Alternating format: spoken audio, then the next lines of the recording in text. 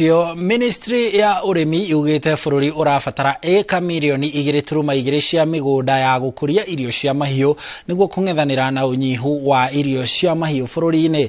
Thirikari yugĩte thogora wa igũrũ wa irio cia mahiũ umanĩte na thogora wa igũrũ wa ũthondeki wacio ũrĩa rĩu ũrũgamĩire gĩcunjĩ kĩa 40%.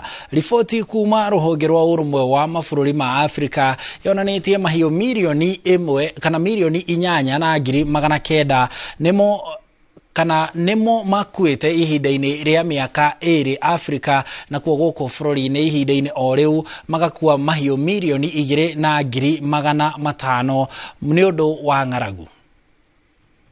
Harvest losses, facing a lot of leading to high cost of feed and hence importation from the region, which is not sustainable. Available studies completed recently show that as a country we need about 55 million metric tons of feed as dry matter annually, and we can only, but unfortunately we can only supply 40% of that.